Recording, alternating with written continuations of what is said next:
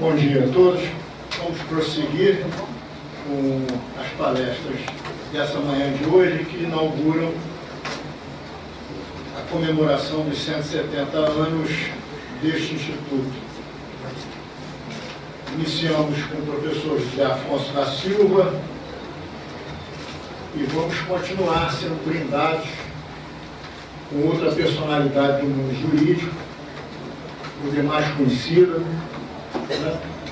que é o professor Sérgio de Andréa Ferreira, que vai falar sobre a responsabilidade civil em sua moldura contemporânea e o direito administrativo, tema de muita profundidade, que gera alguns casos difíceis e, portanto, ninguém melhor do que o professor Sérgio Andréa, professor doutor livre-docente pela Universidade do Estado do Rio de Janeiro, titular de Direito Administrativo da UERJ e da Universidade de Santa Úrsula, desembargador federal aposentado, ex-membro do Ministério Público do Estado do Rio de Janeiro, membro efetivo desse Instituto dos Advogados Brasileiros, membro da Academia Brasileira de Letras Jurídicas, consultor e advogado. Professor Sérgio de Andréa Ferreira participou também de inúmeras comissões governamentais envolvendo modificações ou propostas de modificação em tema constitucional e é autor, como todos nós já sabemos, de inúmeros livros, com uma vasta produção acadêmica. Portanto, eu, sem mais delongas, gostaria de passar a palavra ao professor Sérgio de Andréa Ferreira. Excelentíssimo senhor presidente desta mesa, companheiros, professor Zé, quero iniciar aqui a minha fala parabenizando e dizendo ao senhor que não se preocupe com a veste. Seja com minissaia, seja com fio dental, seja com vestido de baile, vestido de noiva, o que o senhor nos mostra é sempre algo que nos encanta.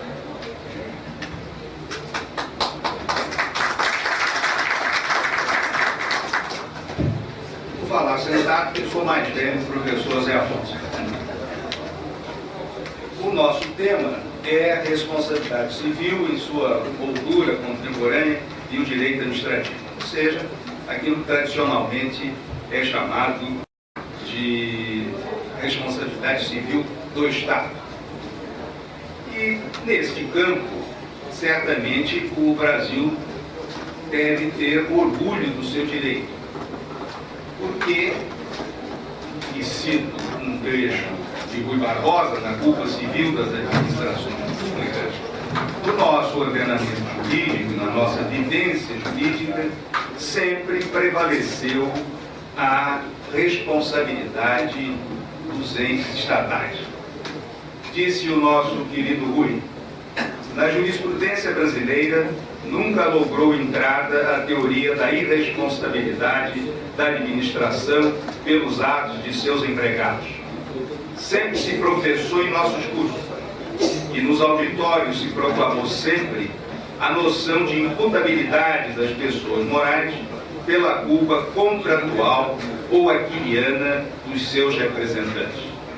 Pelo dano causado ao direito de particulares, não hesitaram jamais as justiças brasileiras em responsabilizar municipalidades, províncias, estados, o governo do Império, da República, tendo por ideia inconcussa a de que no ministro, no presidente, no governador, no prefeito, em todos que administram ou servem a uma função administrativa, contra a administração pública, verdadeiros prepostos, cuja identidade, pelo princípio da representação, desaparece na do preponente. No mesmo sentido, Amaro Cavalcante, no seu festejado trabalho sobre a responsabilidade civil do Estado. O trabalho de Rui é de 1898 e a de Amaro Cavalcante em 1904. Por um vício de aprendizado, eu gosto muito de etimologia. E é interessante, tendo curiosidade, lembrar que a palavra responsabilidade, responsável, como é comum, nos vem do latim.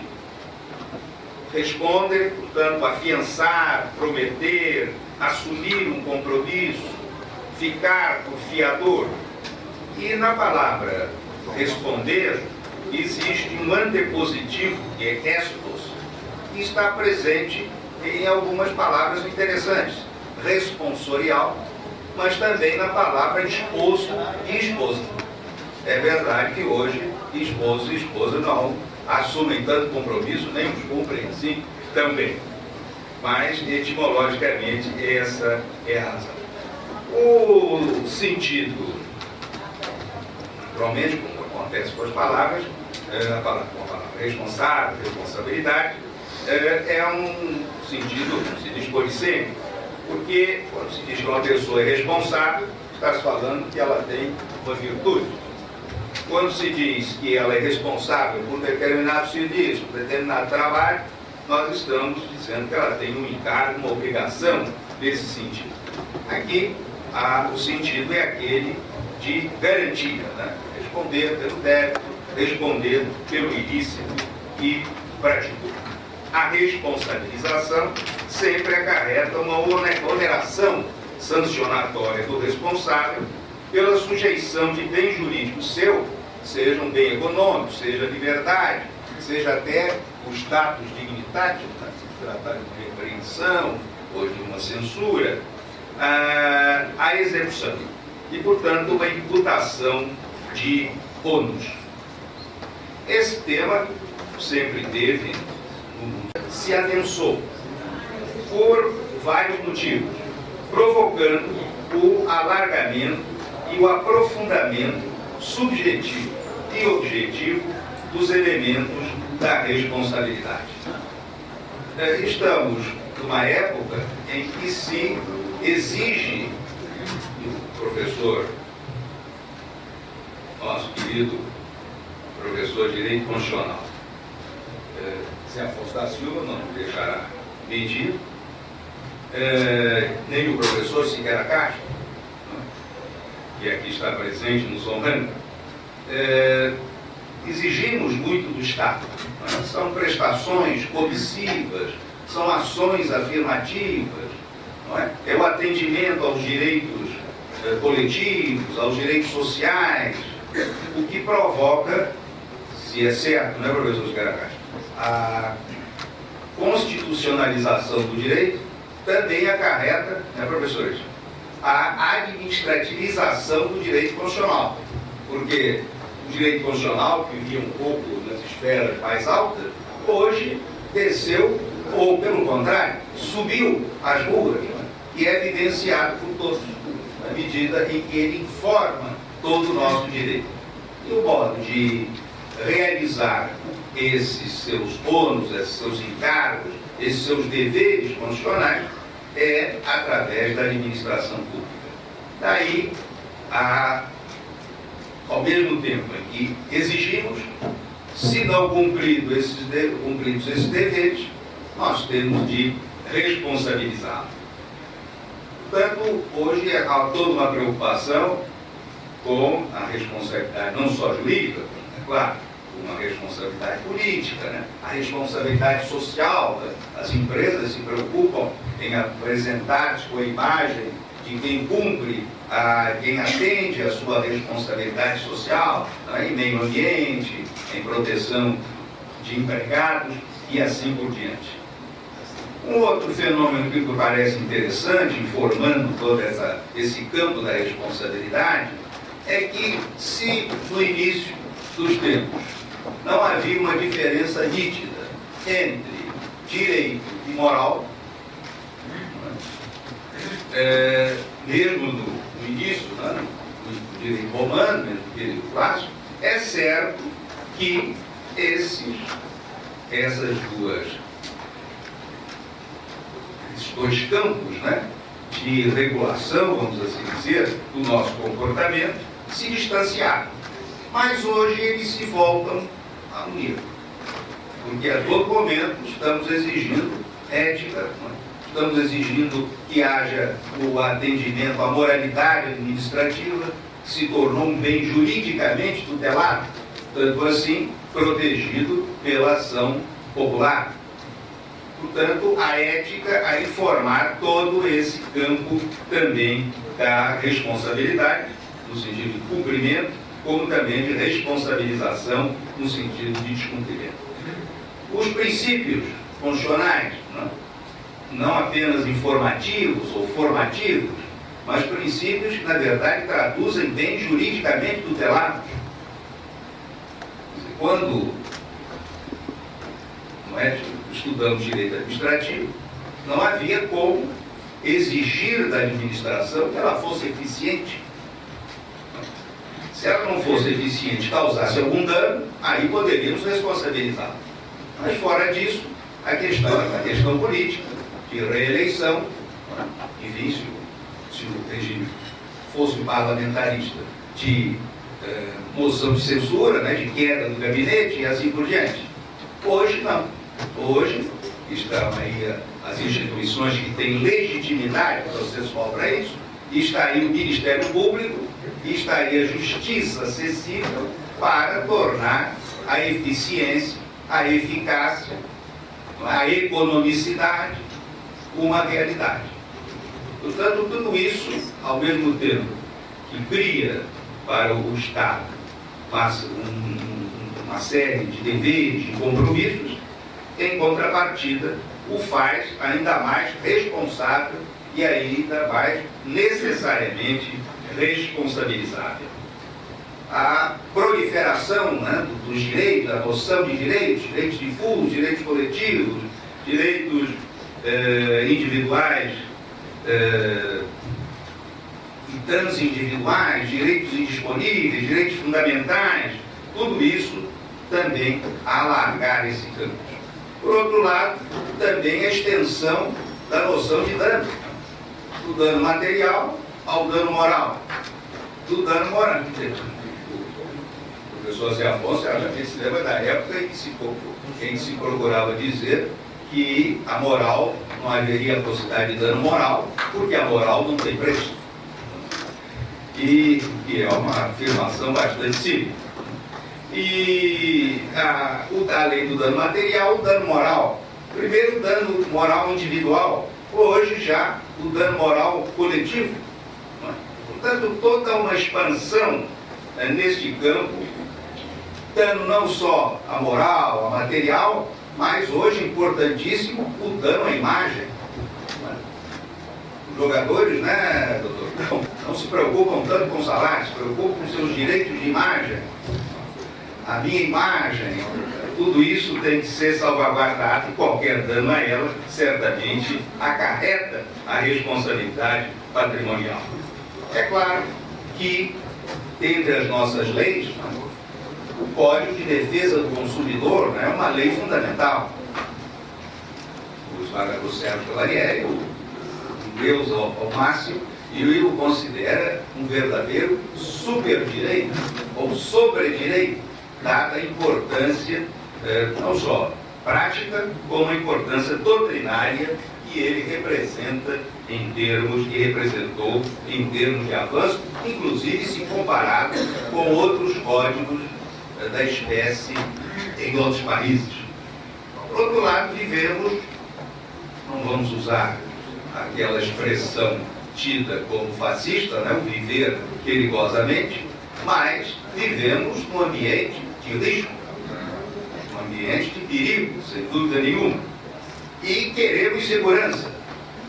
Aqui nesse salão nobre, evidente diretora da Faculdade de Direito de Coimbra, proferiu uma palestra muito interessante sobre a sociedade de segurança e aos extremos que ela leva. Não é isso? Em nome do terrorismo, nós estamos aí, né, doutor, vulneráveis com as nossas instrumentações informáticas, informatizadas. Temos também aquele sentimento triste, doloroso, da impunidade. Portanto, queremos mais responsabilização. Achamos que o servidor público, o agente público, que o político, enfim, não é suficientemente responsabilizado. E que isso é necessário, não só do ponto de vista de justiça efetiva, né, para superação dos danos, menos compensação de algum modo, mas também para um caráter até pedagógico, né, para que se procure, se não frear, pelo menos diminuir a intensidade da corrupção que hoje certamente grampeia. A cobrança de efetividade em todos os campos do poder público, né, no campo da administração, no campo da justiça, no campo do legislativo, é uma realidade. E por isso foi a ruas. Esses movimentos todos que temos aí presenciado e vivido, sejam promovidos pela sociedade civil organizada, sejam por movimentos sociais, né, não institucionalizados, seja com manifestações de rua, protestos, né, amorfos, eles todos traduzem essa ideia de efetividade e não atingida essa efetividade à responsabilização. Em todo esse movimento, sabemos que aquilo que os meios de comunicação que prestam, evidentemente, seu serviço, mas que também contribuem para o pensamento único, formatado de acordo com os interesses das empresas que exploram os meios de comunicação comerciais, tudo isso veio a ser rompido com o papel das redes sociais. Então, estamos vivendo um momento de ebulição do desejo e da exigência de efetividade e, ao mesmo tempo, de responsabilização daqueles que não atendem aos seus encargos públicos. Certamente, com a Constituição de 88, houve um maior acesso à justiça. A justiça se democratizou, os atos especiais, assim por diante. O Ministério Público se fortaleceu. Os meios judiciais, as ações, mas também os meios extrajudiciais, como os termos de ajustamento de conduta.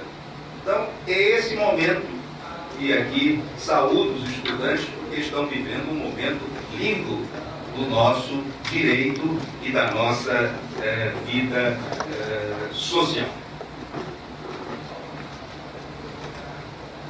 Em termos específicos de responsabilidade civil, há também uma expansão na medida em que se entende, principalmente no campo que estamos aqui tratando, que é da responsabilidade civil das entidades governamentais ou prestadores de serviços públicos e assim por diante, o princípio que governa essa responsabilidade é o princípio da solidariedade social, que está elencado como um dos fundamentos da nossa nacionalidade, uma nação solidária. Diz sempre o ministro Carlos Aires Brito que a Constituição de 88, né, professor, ela conseguiu, ou pretende, realizar a completação da trilogia da Revolução Francesa. Primeiro tratou-se da igualdade, da liberdade, depois se buscou a igualdade formal, etc. Hoje, através da solidariedade, ou seja, da fraternidade, se procura, evidentemente, realizar, tornar essa igualação e essa liberdade não meras figuras de retórica, mas realidades concretas. Cada vez mais, se pode dizer, isso não só no campo aqui da responsabilidade civil do Estado, que se objetiva a responsabilidade? É a responsabilidade pelo risco? É a responsabilidade pela causalidade? Superando ou procurando afastar o mais possível da culpa subjetiva. Quero dizer desde logo, aproveitando aqui a nossa fraternidade do nosso professor Fernando Fragoso, que, lembrando a figura do seu pai, o professor dele, o professor Heleno Fragoso, foi meu professor através dos livros e meu rigoroso examinador do concurso para o Ministério Público. E embora esteja falando de responsabilidade civil, na verdade, o direito penal contribui e muito para o perfeito entendimento da matéria, inclusive de toda essa evolução. É claro que esse transplante, tal naquele de um país para outro, como o professor Zé Afonso salientou, tem de ser feito adequadamente, dentro da razoabilidade e da pertinência. Mas, como vamos rapidamente ver aqui no desenvolvimento do assunto, essa contribuição do direito penal é absolutamente fundamental. Quando se fala em responsabilidade civil do Estado, para usar a expressão tradicional, estamos falando da responsabilidade patrimonial, isso, daquela que leva à indenização, ao ressarcimento, à reparação. Uma questão pessoal, eu sempre gostei de usar mais a indenização para os casos de responsabilidade que existem, como nós sabemos, pelos atos lícitos. O caso típico da desapropriação. Porque a indenização está ligada ao indene, ou seja, aquele que não sofreu ou não vai sofrer dano. Ora, quem já sofreu dano não está mais indene. Está procurando isso, o ressarcimento, a reparação. Também falando em etimologia, a palavra ressarcimento é muito interessante. Apelo aqui para o lado feminino da nossa Assembleia. A palavra ressarcimento, dentro dela, nós encontramos o antepositivo, que é o mesmo do verbo serzir, coisa que, evidentemente, nenhuma das senhoras faz mais depois de tudo pronto, pré-aporter e assim por diante. Mas o serzir é justamente o remendar. Não é? E, portanto, me parece que ressarcimento e reparação é algo, são expressões melhores.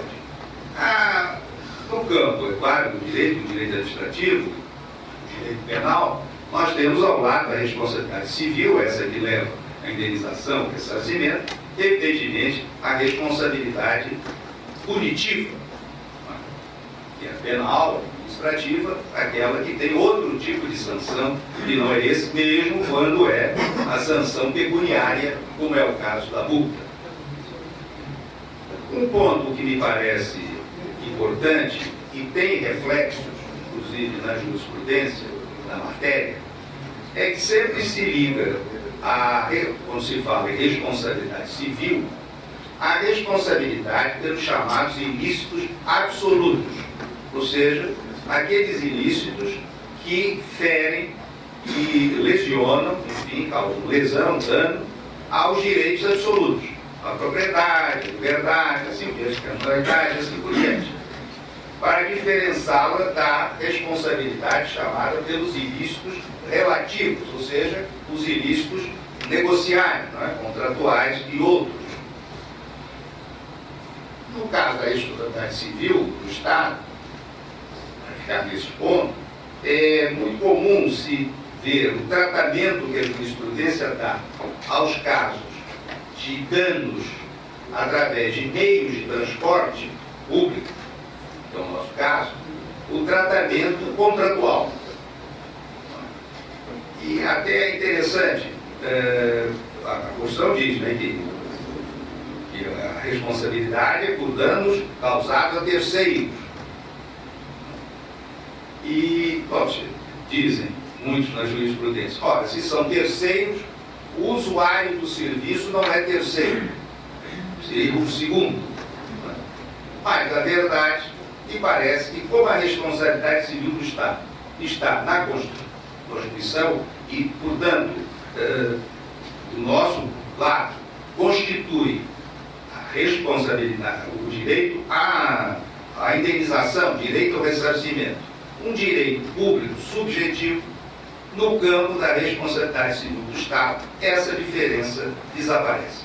Portanto, nós teremos que dar o mesmo tratamento em termos de responsabilidade absoluta e de responsabilidade relativa ou negocial ou contratual. A diferença entre contratual e extracontratual, segundo a minha ótica, se supera nesse campo da responsabilidade civil do Estado.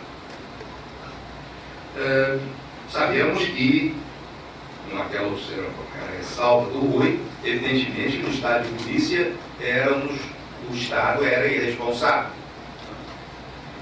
As nossas constituições, no momento em que ingressamos no constitucionalismo, com a Constituição de 1924, todas as nossas constituições trataram da responsabilidade civil do Estado.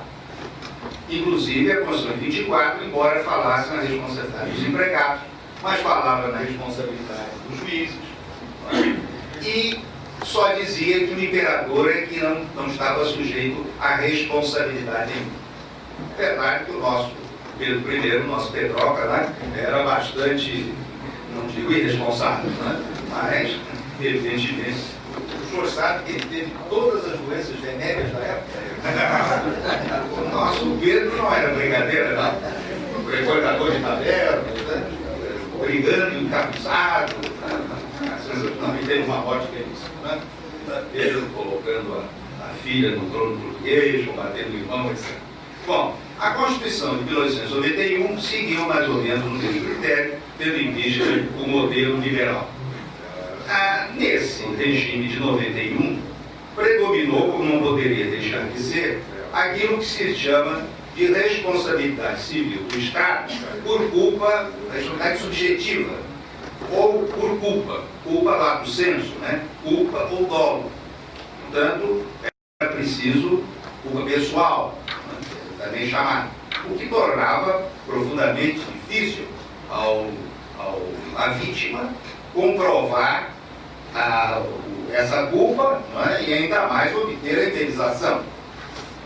Chegou-se até um ponto interessante, um decreto, que é o decreto 934, que chegou a dizer que o Estado não era responsável por ilícitos provocados por agentes seus que agissem por dolo. Não, o negócio é culpa, dolo do servidor, eu não tenho nada por isso. Olha, maior razão não existe do que responder o Estado por um ilícito doloso de um servidor seu. Nessa época, já começou a surgir no Brasil, a ser adotado no Brasil, a serem adotadas algumas formas de amenização da rigidez dessa ilicitude e responsabilidade por culpa. É através do expediente que até hoje prevalece em muitos campos, da presunção de culpa. E aí entrou um famoso decreto legislativo de 1912, da presunção da culpa das ferrovias e também prevendo as excludentes correspondentes. No regime de 91, nos sobreveio o Código Civil de 16, cujo artigo 15 nos disse que as pessoas jurídicas de direito público, não estou sabendo, apenas para sistematizar aqui a matéria, são responsáveis por atos de seus representantes que nessa qualidade causem dano a terceiros, procedendo de modo contrário ao direito ou faltando a dever prescrito por lei, salvo o direito regressivo contra os causadores do dano. Tirando aqui uma modificação ou uma outra evolução em termos vocabulários, e também a questão de exigir que, faltando a dever, ou de modo contrário ao direito, esse é o sistema que prevalece, ou seja, pessoas jurídicas de direito público, só agora esse elemento foi aumentado, danos de seus representantes, né? O nosso ponto sempre disse que os órgãos, etc., não são representantes, são representantes. de qualquer forma, os seus agentes. A responsabilidade dessas pessoas, direito público, e a forma dela se recuperar aquilo, ou pelo menos uma parte daquilo da quantia, enfim, com que arcou para o pagamento da indenização, através de ação regressiva contra o agente responsável. Houve uma grande evolução nesse período já, porque é uma evolução que o texto do Código de 1916 não impediu, que foi o progresso, a evolução para a chamada responsabilidade por culpa administrativa. Ou seja, já não era a culpa pessoal de determinado agente ou de determinados agentes, mas a culpa no sentido do mau funcionamento do serviço. Você bastava comprovar já agora o mau funcionamento do serviço. Há de considerar que isso não é difícil em matéria de serviço público. E cunhou-se até uma expressão que está ali, todos estudaram, que é a falta do serviço, né? É interessante, né? A palavra faute, do Cigaracati, é sempre traduzida por falta, né? Na verdade, o faute é mais culpa, né? Em inglês também, fault. Mas se cunhou a frase e havia responsabilidade do Estado se o serviço não funcionou, se o serviço funcionou mal ou se funcionou tardiamente, que é uma trilogia bastante realística em termos de serviço público. Um outro ponto interessante é que também nessa fase surgiu aquilo que se pode chamar de responsabilidade jurídica social do Estado. Quer dizer, a responsabilidade pelos movimentos multitudinários. Não tenho visto nada aqui, o Cigaracati, isso no escritório, talvez tenha recebido alguma ação de concessionária lá da Barra que tenha sofrido com as interpretações e os saques.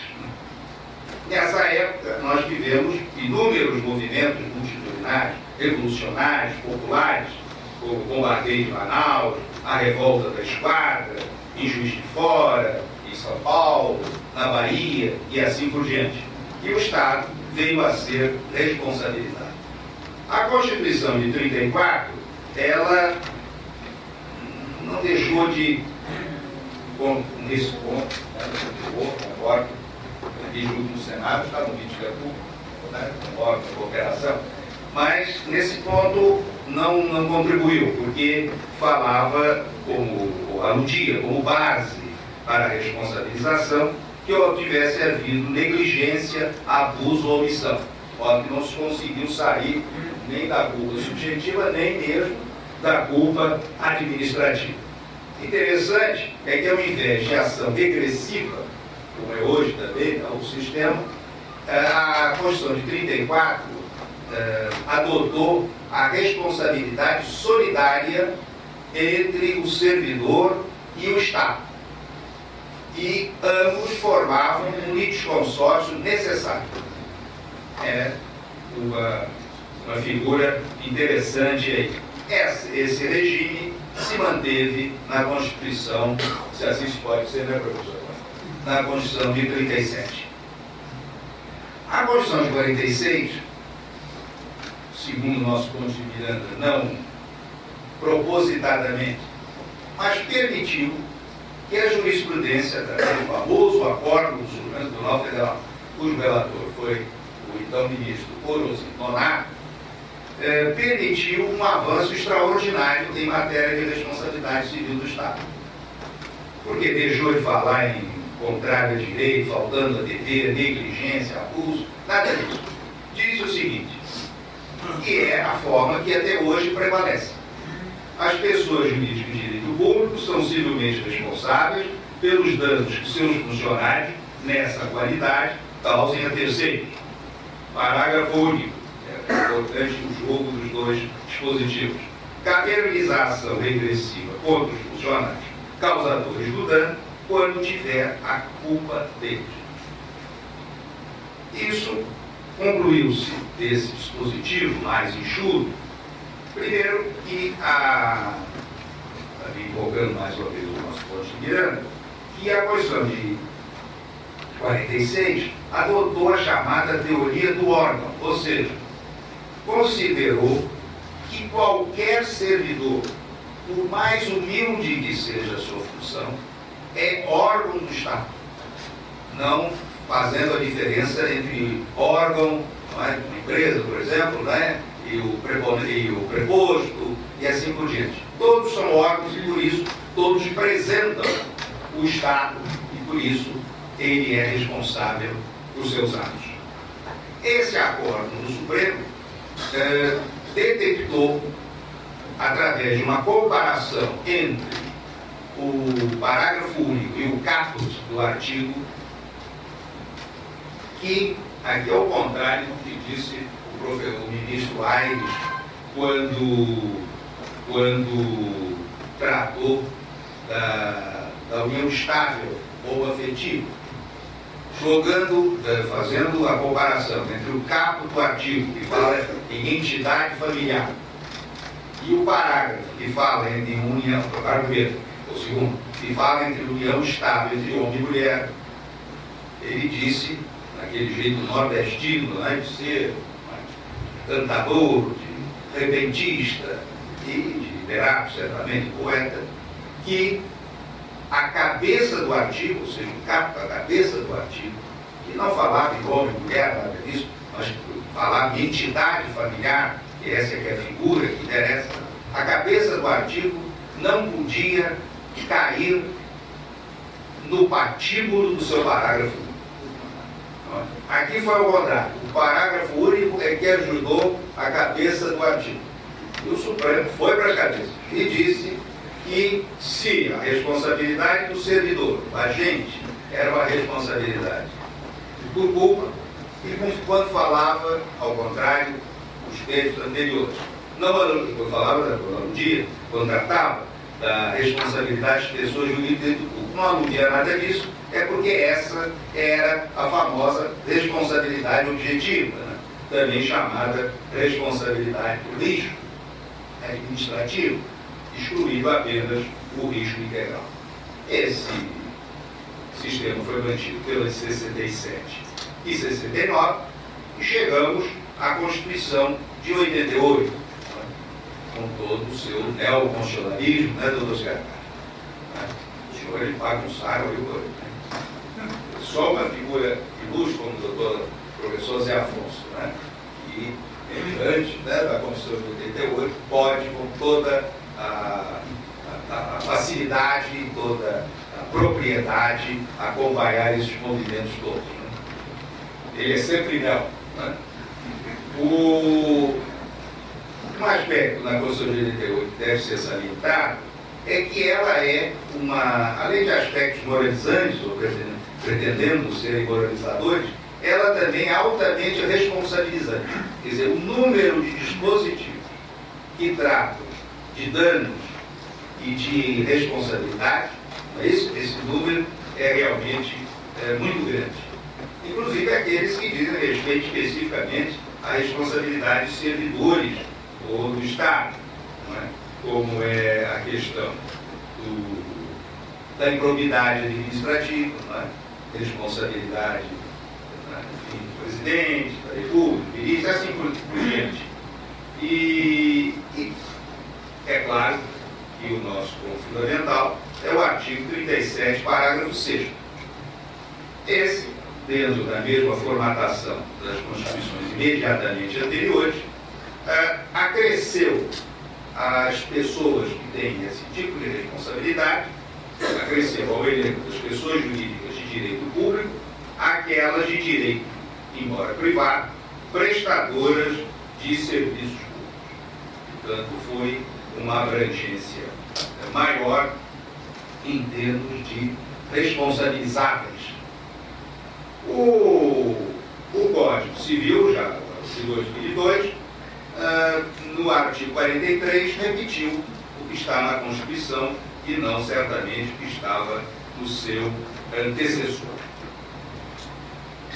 Do ponto de vista das pessoas jurídicas de direito público, que são as responsabilizadas no lugar, nós devemos nos lembrar que o Código Civil, inclusive por alterações posteriores, né, ao seu texto original, o Código Civil, a Constituição, a Código Civil, no artigo 41, aumentou o elenco das pessoas jurídicas de direito público. Quer dizer, além das tradicionais, pessoas político-federativas, autarquias, mas para abranger os consórcios públicos, passou a tratar também, ou a cogitar, reconhecer as autarquias associativas, né? Que era uma coisa que praticamente não existia ou não existia. E no último dispositivo, no último inciso desse dispositivo, desse artigo, ele fala, o Código Civil, nas demais pessoas jurídicas públicas criadas por lei. É um artigo, um dispositivo, né, bastante amplo, né, não suficientemente definido. Parece que estavam querendo, ou que pretenderam, abranger entidades, primeiro como as chamadas fundações públicas. Natureza sempre foi questionada. Assim foi o tema que escolhi para o concurso lá da faculdade. Isso em 1970. E continua a mesma coisa. O Supremo não entende muito bem da matéria, e então fica falando de fundação de direito público, fundação pública, direito privado e assim por diante. Mas, de qualquer forma, estariam abrangidas elas. E também os conselhos profissionais. Quer dizer, a ordem dos advogados, os conselhos profissionais, que não são autarquias administrativas, mas são pessoas de direito público, inequivocamente, não é isso? Exercendo, né, o professor Scaracati vai me permitir, também o professor Zé Afonso, usando o poder de império, não é isso? E, evidentemente, que estão abrangidas por esse elenco. A expressão prestadora de serviços públicos, ela leva a algumas questões de abrangência dessa nomenclatura. A primeira é que, evidentemente, prestador de serviço público, na forma, né, privadas, né? Nós temos a forma das empresas públicas, né? A sociedade de economia mista podem ser, evidentemente, pessoas jurídicas de direito, de prestadores de serviço, e o são. Né? Inclusive é importante esse ponto, porque a Constituição, quando trata das empresas públicas e sociedade de economia mista, não prestadores de serviço público, mas exercentes de atividade empresarial, portanto comercial, como se dizia antigamente, né? No sentido de produção de bens, né? Prestação de serviços, essas não têm o seu direito das obrigações, portanto a própria responsabilidade civil, regida pelas normas de direito privado. Já agora, as empresas públicas, sociedade de economia mista, prestadoras de serviço público, essas têm a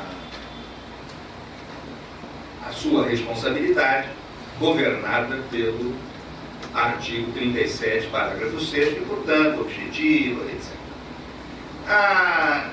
Existe, como nós sabemos, toda uma série de pessoas jurídicas que gravitam em torno da administração, criadas por lei, né? Existem os serviços sociais autônomos e mesmo fundações que não estão incluídas ali, temos sociedades de propósito específico, uma série de entidades que gravitam ali. E, inclusive, as corporações profissionais. Mas essas pessoas jurídicas, evidentemente, se prestadoras de serviços públicos, estão também incluídas. A noção de serviço público é uma noção, evidentemente, mutável no tempo. Né? O professor Leomar Barriero lembrava o fato de que, no Império, a igreja não deixava, de certa forma, ser um serviço público, né? Já que os clérigos eram pagos pelo próprio Estado. E daí toda uma série de problemas já ao final do período imperial. E, portanto, muda o tempo do espaço, né? Para os neoliberais é zero, tende a zero, né? Para os intervencionistas, para o Estado social, né? Eles têm uma visão mais ampla. Então, na verdade, ao lado do serviço público, existem aqueles serviços, e isso é nomenclatura, usada pela Constituição, os serviços de relevância pública. Por exemplo, um hospital particular que integra a rede do SUS, ele tem de ter a mesma responsabilidade que o hospital público. Quer dizer, a noção de serviço público tem de ser olhada de uma forma mais ampla. Tivemos lá, eu estava no tribunal, tivemos um caso interessante de responsabilização do Banco Central. Porque essa responsabilidade, ela se aguça quando se trata de atividade de fiscalização, atividade de controle, e mais do que isso, no caso do Banco Central, no caso do Ministério Público, em muitos tópicos, muitos pontos, da CVM, não é? A função é de provedoria, portanto, é do velar pelas instituições e por aqueles que depositam instituições financeiras e assim por diante. E o Banco Central foi responsabilizado no caso de uma dessas quebras aí de instituições financeiras. Portanto, temos essa ideia de que a responsabilidade desses entes está presente na medida objetiva, na medida em que prestam serviço público no sentido amplo. Uma figura interessante foi o lobby mais bem feito na Constituinte. Foi a dos donos de cartório. Né? Tiveram lá o seu artigo com tudo o que queriam.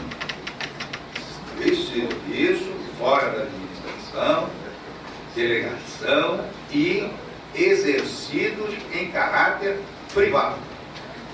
Mas, evidentemente, que a jurisprudência tem responsabilizado eles. Agora, interessante, muitas decisões têm responsabilizado o poder público. Aí realmente é um absurdo. E o poder público se vire cobrando, enfim, de notários e de registradores.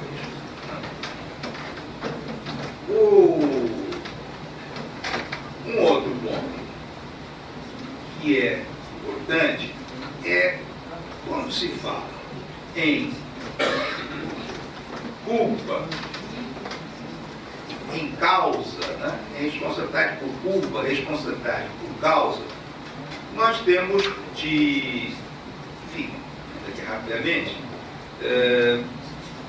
pontuar alguns aspectos que são importantes.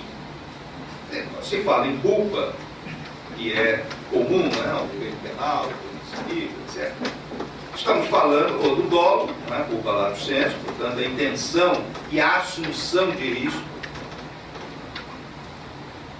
Eu vejo agora sempre o professor Sérgio Rodrigo Macedo, lá da UERJ, ele sustentou com muito brilho que a diferença entre culpa consciente e dolo eventual, que isso era coisa de ponto de fatos, né? Aquele raciocínio, né? A gente previu, mas não vai acontecer nada. O responsável comprando. Ou aconteceu.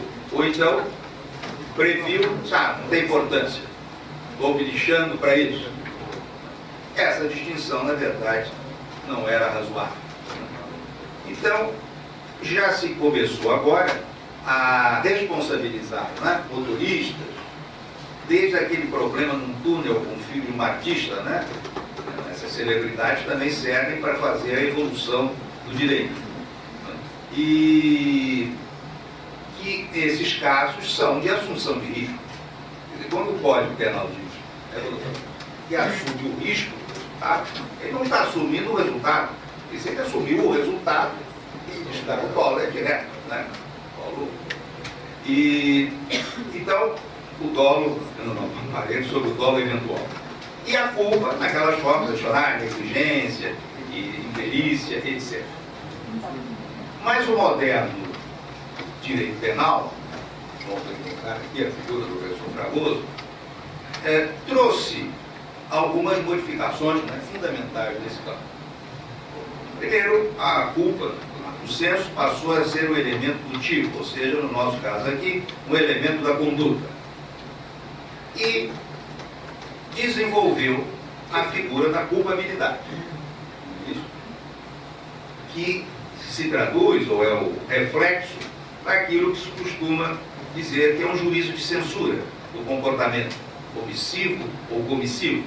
É, portanto, aquela ideia do desvalor, da reprovabilidade da conduta e, consequentemente, da exigibilidade, não é isso correlatamente, da exigibilidade de conduta diversa. Então, naquela fase, isso vamos ver logo adiante, quando se tratar do artigo do Código Civil que trata da responsabilidade pelo risco, quando se aludia, o serviço funcionou mal, funcionou tardiamente, não funcionou, na verdade, ali não havia culpa, mas havia culpabilidade, né? Porque a exigência era de que o serviço funcionasse bem, funcionasse bem e funcionasse a tempo. A outra figura, geradora da responsabilidade, é simplesmente a causa. Portanto, fala-se aí na relação de causalidade, do nexo causal. Isso tudo hoje sofre uma grande evolução. Também aí, não é, o Código Penal nos socorre. Porque, contra a responsabilidade, do comités ao fim, né? Então, está lá, não é, consagrada a relação de causalidade, é uma das rubricas. Também se você falava em rubrica marginal, fica próprio para o direito penal, né? Hoje as rubricas vêm em cima, né? Os marginais estão em cima, estão mandando. Então, a relação de causalidade é a rubrica. O resultado que depende da existência, no caso do crime, somente é imputável que ele deu causa. Considera-se causa a ação ou omissão se a qual o resultado não teria ocorrido. Tudo muito simples, não é? Mas a vida não é tão simples assim. Então, o próprio Código teve que prever aquela hipótese de superveniência de causa independente, né? E adotou a equivalência das causas, né? Ou seja, a questão da... discutia-se, né, nos códigos do Império, etc., a questão de causa com causa, causa eficiente, né, causa ocasional e assim por diante. Causa próxima, causa remota, também, aqueles que estudaram, tinha aquela famosa areme, causa, causate est. A causa da causa é a causa do resultado, etc. Hoje, nota-se, não tanto na responsabilidade civil do Estado, mas na responsabilidade civil, provavelmente, do direito civil, uma flexibilização, assim dizer, do nexo, não, também na responsabilidade civil do Estado, uma flexibilização do nexo causal. Quer dizer, uma série de princípios, né, podemos assim dizer, que ou limitam o nexo, a identificação do nexo causal, ou ao contrário, o expandem, né? Então, por exemplo, a aferição não de um comportamento abstrato, né, de um comportamento, como se dizia, do homem médio, né? O Ponte Miranda disse que nunca viu o homem médio na rua, nunca cruzou com ele.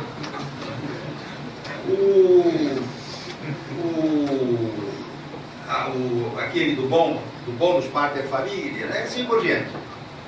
E, então, hoje se busca o que está perfeitamente de acordo, né, com os princípios, a aferição do caso concreto.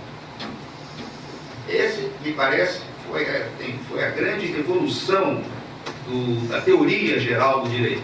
Hoje fala-se muito em filosofia do direito, né, Cigara Castro, né? Ficar na teoria geral do direito, que é essa, quer dizer, a norma, né, e abstrata, em tese, etc., informada por princípios, etc., mas tudo isso incide num caso concreto. Né? Portanto, as circunstâncias do caso concreto, e nisso o direito penal nos socorre.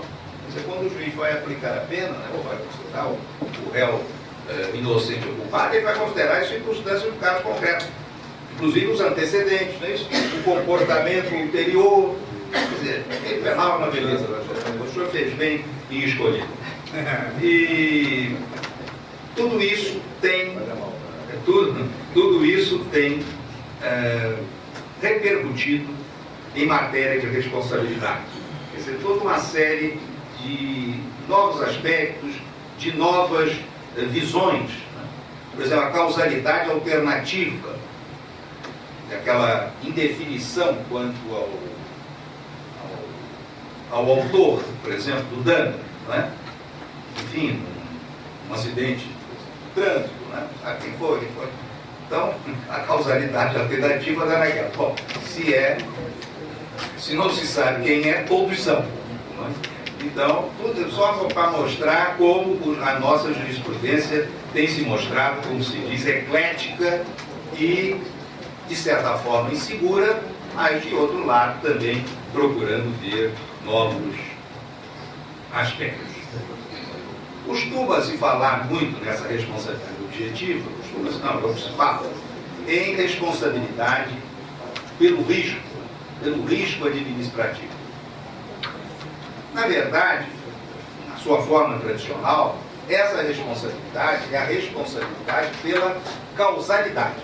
Porque o que interessa é o nexo causal. Aliás, a jurisprudência. O que se nota é o seguinte: a evolução da responsabilidade civil no direito civil, no direito privado, tem sido maior do que no direito público. Depois daquela grande evolução lá do Supremo, na Constituição de 46, pouco se evoluiu.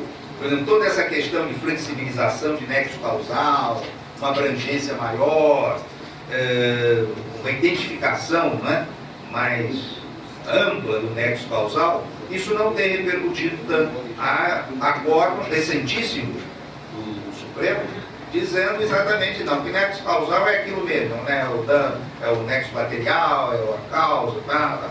Então, quando se fala em responsabilidade pelo risco, na verdade, nós estamos, é claro que o fundamento, né, democrático da responsabilidade objetiva do Estado é que o Estado, para desenvolver as suas atividades, ele exerce atividades, né, pratica atos que nos põem em risco a todos. Para o sustento dessas atividades, nós pagamos os tributos.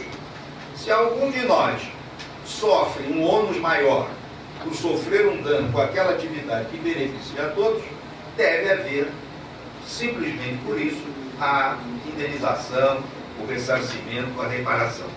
Quer dizer, a questão do risco fica um pouco por trás, mas existe realmente a responsabilidade pelo risco, ou seja, a gente desenvolve uma atividade normal, não é isso? Essa atividade coloca legitimamente em risco a terceiros. No caso do risco se transformar em sinistro, evidentemente tem sido entendido que deve ressarcir. E porque a questão de segurança, né, e de risco, primeiro que risco não deve-se fazer a distinção entre risco e perigo. Um é aquela possibilidade, né, potencialidade, etc. A outra, o perigo é a iminência, né, praticamente do dano. Mas, de qualquer maneira, e depois há uma diferença, a linguagem também, ela diz bem, né? Uma coisa é atividade e risco. As concessionárias de energia elétrica, né, com as suas redes. O mercado financeiro, né, aqueles que fazem os investimentos nossos, evidentemente se envolve atividade e risco. faz parte do negócio, portanto, assim que é risco. Daí aquelas noções de investidor conservador, não é? De investidor mais ousado e assim por diante. Por quê? Um se expõe mais ao risco e outros menos. Se esse risco se transforma em sinistro, quer dizer, a atividade não é antijurídica. Quer dizer, a antijuridicidade pode estar no resultado. Como nós sabemos, o artigo 927, parágrafo único do Código Civil, estabeleceu ou estabelece que haverá a obrigação de reparar o dano, independentemente de culpa, nos casos especificados em lei, ou quando a atividade normalmente desenvolvida pelo autor, tem que se entender a atividade licitamente, né, desenvolvida e até se entende, e profissionalmente ou empresarialmente pelo autor, do dano implicar por sua natureza, portanto aquilo é índice, é intrínseco em matéria de arriscar. Assim, eu não falei das palavras, né? Uma coisa é ter uma atividade de risco, outro é promover uma atividade arriscada. Há uma diferença muito grande. Lida com o risco. Então vai se arriscar. Nesse caso, né, a atividade é normal, não é antijurídica, etc., tem-se entendido que nos casos de atividades extremamente perigosas, e eu me lembro sempre aqui da nossa usina nuclear ali, na belíssima Angra dos Reis, tão perto, né? Quer dizer, basta realmente o dano. Né? Aquilo nos põe muito mais do que o risco, né? Do que um risco já digno de um alerta permanente. Né? Não só ele em si, como a questão de evacuação e assim por diante. E agora, em outros tipos, como é o caso dos investidores, por exemplo, o risco tem se procurado, a jurisprudência procura isso, sim, é atividade de risco, mas você tomou todas as precauções, cercou-se de todas as garantias. Ora, isso, se ele não fez isso, aí sim seria responsabilizado. Ora, esse é o caso típico da culpabilidade. Quer dizer, só queria chamar a atenção para esse ponto que parece interessante. Quando a legislação, e a Constituição diz isso nas atividades nucleares, que a responsabilidade é independentemente de culpa, não é necessariamente uma responsabilidade inteiramente objetiva. É uma responsabilidade que pode exigir a culpabilidade, ou seja, a exigibilidade de outra conduta, a reprovabilidade da conduta que foi adotada. Um ponto básico nessa matéria de autoridade civil do Estado é a responsabilidade por omissão. Porque, tratando-se de causalidade, de causa e efeito e assim por diante, na omissão a coisa fica mais complicada. Então, na omissão, o que dizem os nossos administrativistas em geral?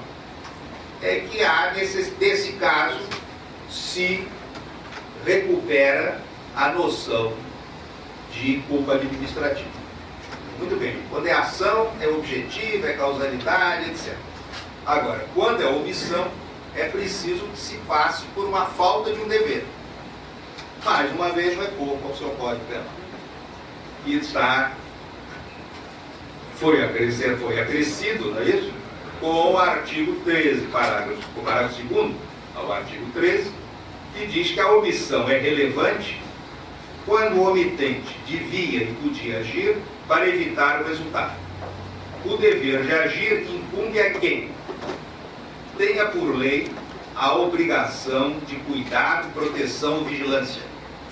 Isso é muito invocado numa responsabilidade civil do Estado em matéria, por exemplo, de assaltos.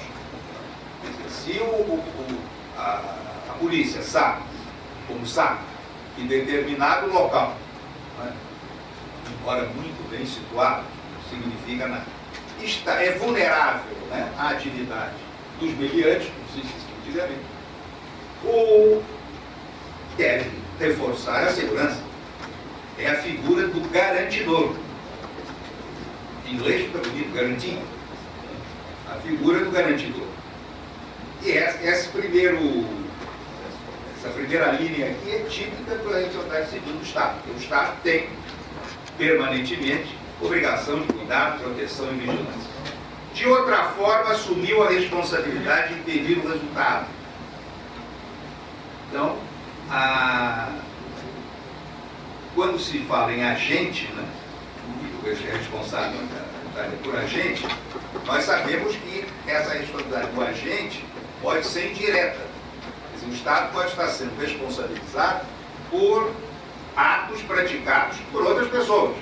São os casos típicos, por exemplo, do foragido da penitenciária, que pratica um crime. O Estado, é claro que jurisprudência, não é? Na nossa época dizia-se que o advogado tinha um corredor, não é isso? E de um lado tinha jurisprudência a favor e de outro lado tinha jurisprudência contra. Hoje isso acontece menos porque eles ficam se repetindo o tempo todo, né? Então, com a informática, um lado do corredor ficou um pouco prejudicado. Mas o foragido, aquele que está,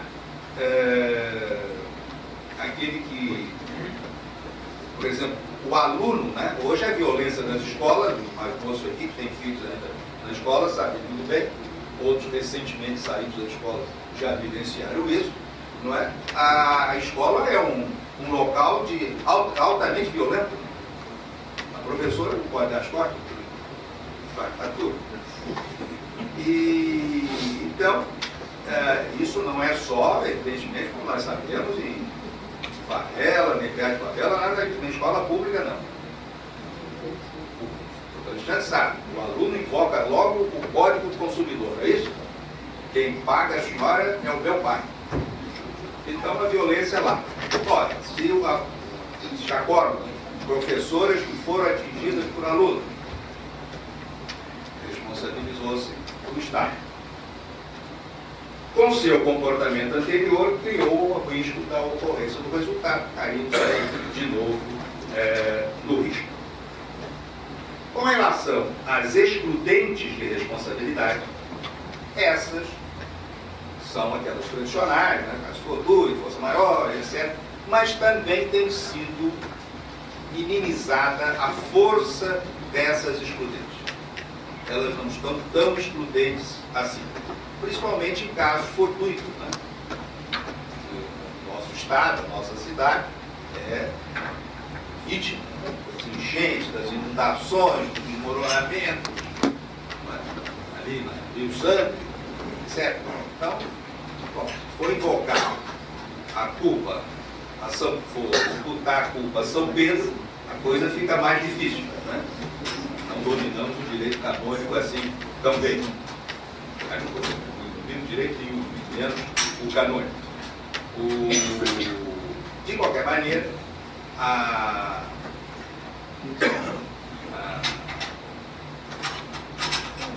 as excludentes, como se diz hoje em muitos campos, tem havido com relação a elas uma relativização. Outra figura é a da culpa exclusiva da vítima, ou da culpa concorrente da vítima. Sempre me pareceu que era estranho, se de um lado nós estávamos com causa, a causalidade, comparar essa causalidade, que é eminentemente objetiva, com a culpa de outra pessoa. Me pareceu que para haver a exclusão da responsabilidade, é preciso que haja uma quebra do nexo causal. Alguma coisa que a vítima fez e quebrou. E essa quebra do nexo causal, né, é típica do direito penal, né? Então, aquele velho exemplo de aula que o fabricante da arma deveria ser responsabilizado pelo crime. Afinal de contas, se ele não tivesse fabricado a arma, ele não teria podido praticar o crime. Outro ponto debatido, já no final. Já estamos naqueles minutos em que o Flamengo costuma fazer o gol contra o Botafogo. De modo que o senhor não é botafoguense. Há controvérsia. Há controvérsia. No outro dia levou o gol, também. Deu sorte, deu sorte. É a questão da responsabilidade pelos atos legislativos, jurisdicionais e hoje, pela força que tem o atos do Ministério Público. O Ministério Público não era parecerista, né? Pegamos ainda essa parte. Parecerista, opinador e tal. A responsabilidade é do juiz. Bom, nesse ponto existe aquela famosa tese de que esses são atos de soberania.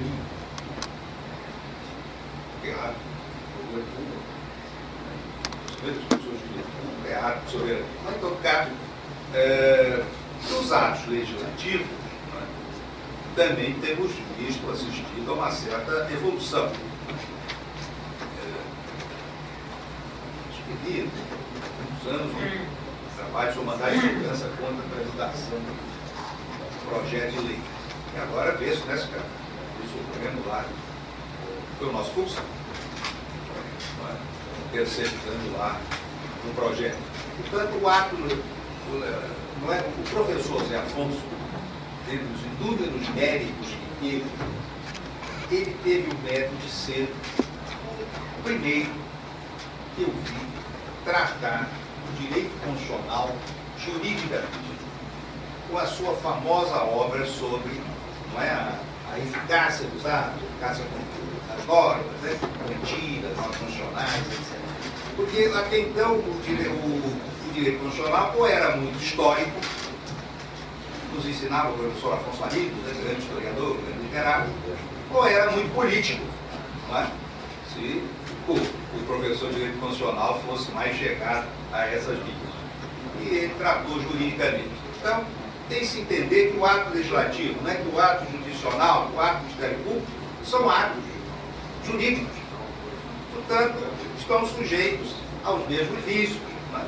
E as suas consequências, desde que haja responsabilidade, essa coisa toda, devem ser indenizadas. Deve-se entender que até mas está mudando a norma em tese. Nenhuma norma inteiramente em tese. Porque se eu sou destinatário de uma norma, sou servidor público, tinha direito a alguma vantagem, e vem uma outra que retira aquela vantagem, ainda que seja no futuro, o meu estatuto foi atingido, né? Enfim. Então, o ato legislativo deve ser tratado como um ato jurídico, como outro qualquer.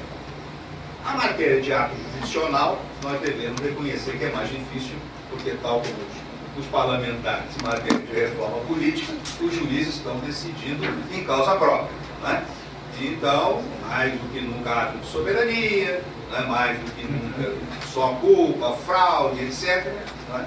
Mas certamente, e ainda que de regresso, etc., o ato jurisdicional também deve ser tratado como ato jurídico que é. E hoje, também no Ministério Público. Né? Porque o Ministério Público, a sua atividade extrajudicial, intensa, ele interfere em todos os campos.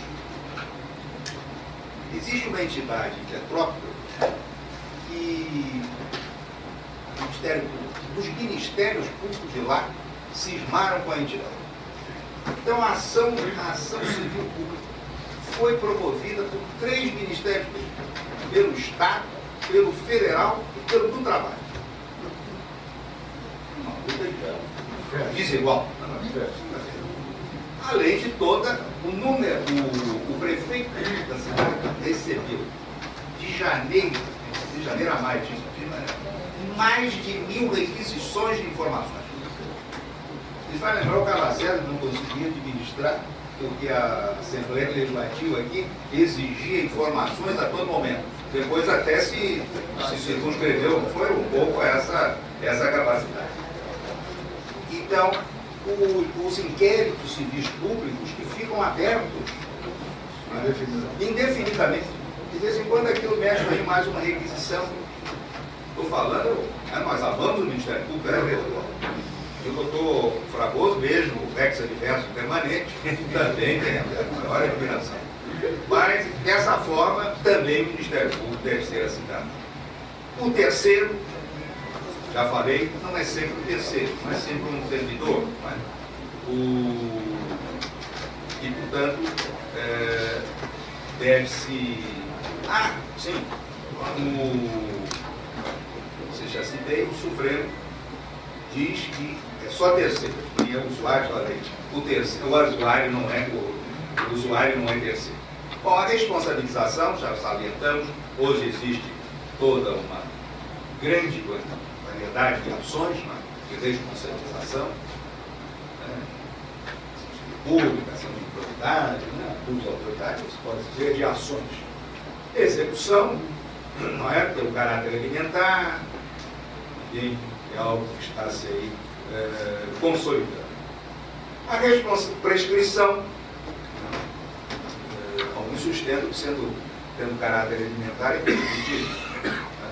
Só prescrevem se forem prestações. A prescrição penal, responsabilização do agente público tem que ser por dolo ou culpa, exigindo também a culpabilidade. Com relação, finalmente, ao direito de regresso, sabemos que tendo surgido a denunciação da lei, surgiu o problema, se deveria ou não haver a denunciação da lei.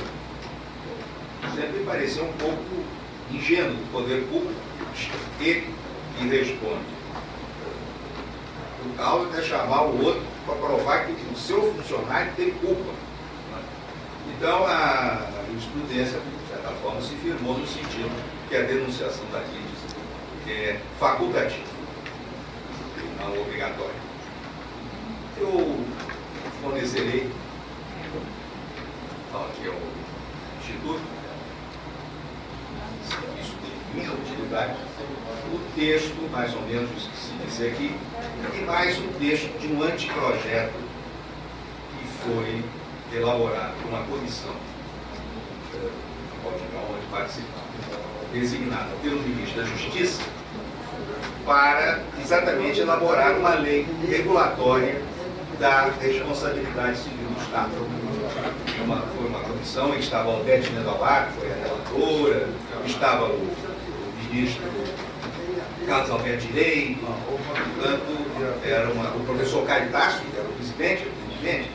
De modo que talvez seja um texto interessante. Eu gostaria de terminar dizendo que não é sem emoção, e emoção muito especial, que se participa de um evento como esse, comemorativo de 170 anos do Instituto. Mas eu queria fazer uma confidência e compartilhar com vocês uma outra comemoração. Este ano estou fazendo 50 anos de Instituto, de modo que a forma que encontrei para comemorar foi onerar vocês com essa longa e absolutamente improdutiva.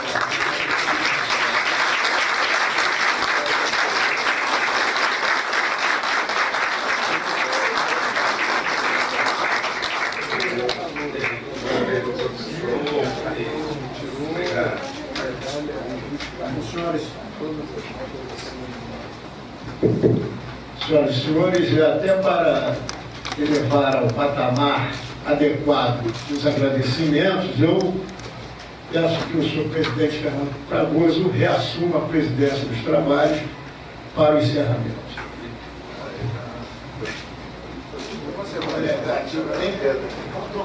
Regina é presidência disso. É para entregar o senhor. Obrigado pela oportunidade. Magnífica palestra também do nosso professor, evidentemente merecendo de nós todos o aplauso, o agradecimento que devemos ter por suas palavras, por seus ensinamentos, sempre nos brindando com as suas lições. Eu não sei se alguém quer fazer uma pergunta. Ele não quer ser indagado, ele não quer ser inquirido. Quer fazer, Alexandre? Aristóteles. Nosso conselheiro Aristóteles Ateniense quer fazer uma intervenção. Professor Aristóteles. Presidente, eminentes colegas, eu fiquei realmente muito satisfeito em ouvir tudo aquilo que foi dito ainda há pouco, sobretudo porque tem defendido não só nos tribunais superiores, como no Tribunal de Minas Gerais, os mesmos pontos de vista, as mesmas teses, Vossa Excelência. Apenas queria chamar a atenção para essa notícia que está aqui no Jornal do Comércio hoje, que já foi distribuído. Vossa Excelência falou muito a respeito de relevância jurídica e, sobretudo, no que diz respeito à amplitude que vem ganhando a responsabilidade do Estado. Quero dizer a Vossa Excelência que, segundo o jornal de hoje, notícia relativa à decisão da primeira turma do Supremo Tribunal Federal envolvendo a Petrobras. Está aqui escrito o seguinte: decisão permite o processamento de ação penal contra a Petrobras por suposta prática de crime ambiental, mesmo não havendo ação penal em curso contra a pessoa física. Então, a condenação aqui da Petrobras como pessoa jurídica, ainda que não haja condenação contra a pessoa física. A relatora foi a ministra Rosa Weber, que diz o seguinte: a dificuldade de identificar o responsável leva à impossibilidade da imposição da solução por delitos ambientais. Não é necessária a demonstração da coautoria da pessoa física. Essa decisão foi por maioria de votos, acompanhada a relatora pelos ministros Roberto Barroso, que deve estar aqui hoje, e José Augusto Dias Toffoli, vencidos os ministros Fux e Marco Aurélio. Então eu pergunto a Vossa Excelência o seguinte: se essa questão envolvendo uma empresa como a Petrobras, aqui se refere à ação penal, mas para efeito de uma ação civil reparatória, se levaria em conta, se encaixaria nessa hipótese da relevância jurídica que Vossa Excelência se referiu. A segunda questão, ainda muito rápida, presidente, é o seguinte: vocês falaram muito a respeito da audição do poder público. Eu queria lembrar a Vossa Excelência que na partida de futebol realizada em Minas Gerais, no dia entre Brasil e Espanha, o governador do estado, de quem eu sou amigo e admirador, determinou à polícia que não influísse, que não atuasse em qualquer fato que ali se passasse, que não fosse ligado diretamente ao evento, o que significa que as empresas foram altamente prejudicadas, sofreram danos de monta, e uma vez tendo havido a reclamação dessas empresas que foram assim, conforme isso, perderam praticamente quase tudo que tinha, a justificativa da polícia foi que não podia, embora assistindo aquele espetáculo deprimente, não pôde fazer nada porque receberam uma ordem superior do governador do estado que não influiu, que não atuasse em qualquer outro fato, senão aquele que dissesse respeito propriamente ao evento esportivo que estava se realizando. Quer dizer, isso naturalmente vai gerar uma série de ações de responsabilidade. Então, é um caso típico, a meu sentido, de responsabilidade por omissão e, acima de tudo, uma omissão consciente, como aconteceu lá. Essa é a hipótese de Nuremberg, é o contrário, né? Recebemos ordens e não fizemos. Era o oposto. Recebemos e fizemos. Claro, não é o caso típico de direito, porque há que se fazer distinção, né, entre a parte política, dos movimentos, legítima e o vandalismo. Se fizermos essa distinção, nós estamos inteiramente mesmo. Com relação à Petrobras, né, o ambiente, né, o meio ambiente, ele, enfim, é um bem comum de todos, né, de todos nós, e claro que deve ser defendido, quer dizer, claro, qualquer dano a ele deve ser punido não só penalmente, como a coisa de corrupção foi a responsabilidade penal, como responsabilidade civil, independentemente da identificação do agente. Né? Isso aí é importante, porque não é um negócio penal, que surgiu difícil, se procurar dizer isso, né? Tinha que ter alguém mais, na verdade, isso. Porque a punição penal, ela tem, o direito positivo em geral, ela era o estado de dignidade da pessoa e, não é? Tanto assim, eu sempre fiquei muito impressionado, né, no processo penal, ainda tem esse artigo do Código, que é lançado no rol dos culpados. Você tem o nome lançado no rol dos culpados. E rol, para mim, era só de roupa suja, né? Roupa suja lá para secar. O rol do culpado, quer dizer, o Estado daria sai a reincidência, né? Portanto, é um aspecto importante, né? Claro que a Petrobras está um pouco acima do bem e do mal, mas também deve ser responsável. A outra pergunta foi